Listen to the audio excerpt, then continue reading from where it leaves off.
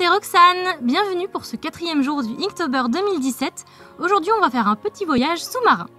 Le mot du jour dans la liste de Jake Parker pour s'inspirer était underwater, ce qui signifie sous l'eau en français. Je suis partie sur une méduse et en commençant le dessin, j'avais déjà une idée très précise de ce que je voulais à la fin, même en détail. Et c'est en contraste avec le fait que le croquis soit assez flou, il n'est pas détaillé comme pour les illustrations précédentes parce que je ne voulais pas faire de line. Et c'est vrai que je suis plus à l'aise avec une technique sans line. Bon, j'ai découvert après que finalement pas tant que ça, c'est parti un peu en cacahuète grillée. Mais c'est une technique que j'ai l'habitude d'utiliser, vous l'avez vu déjà dans mes aquarelles. Je ne fais pas souvent de line, même dans mes dessins en digital painting.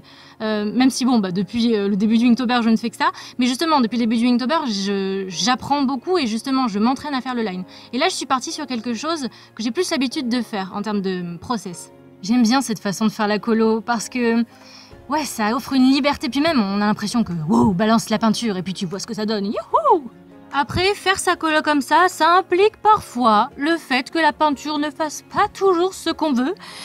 Et dans ce dessin, je me suis demandé si j'allais réussir à faire quelque chose de sympa. Je me suis posé la question, je me suis dit, oh là là, mais où est-ce que tu vas? Qu'est-ce que tu fais? Mais bon, ça va, au final, ça va. À un moment, j'ai vaporisé de l'eau sur la feuille parce que je trouvais que l'encre ne se dispersait pas assez, ou en tout cas, je voulais profiter aussi de l'effet de l'encre, de l'effet que prend l'encre quand elle se diffuse. Je trouve que c'est sympa et que c'est intéressant et que je ne l'ai pas encore utilisé dans les dessins du Inktober jusqu'à maintenant. Mais voilà, là j'avais envie d'essayer, donc voilà, je me suis dit bon, allez, cheat.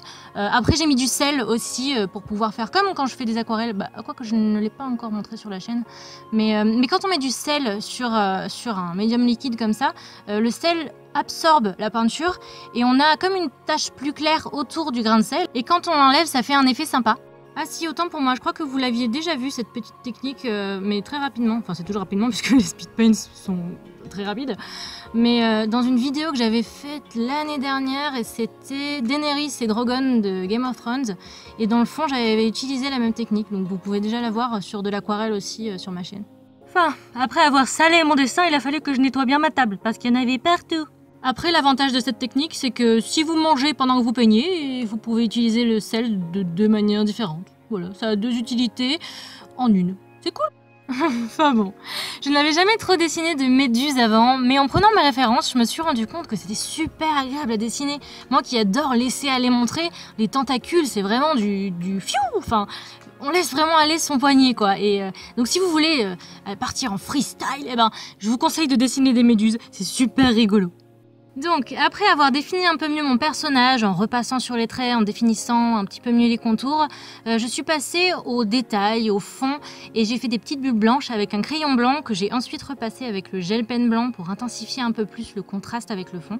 Comme je vous le disais au début, ces détails, je les avais déjà dans la tête dès le départ, donc j'ai fini par concrétiser mon idée, ce qui est génial, même si au milieu c'est parti en coquillette au fromage, j'ai fini par y arriver. Roxane Lindblom wins. Et pour finir, un peu de bleu, un peu de paillettes pour l'effet shiny. Et puis c'est bon. Vous allez voir, à la fin, je vous ai même fait un plan avec les paillettes qui brillent avec la lumière. Oh. Voilà, le dessin se termine. J'espère que la vidéo vous a plu. On se retrouve demain à 16h30. N'hésitez pas à vous abonner à la chaîne si vous voulez suivre la suite de ce Inktober 2017, à laisser un petit pouce bleu à cette vidéo ou à la partager.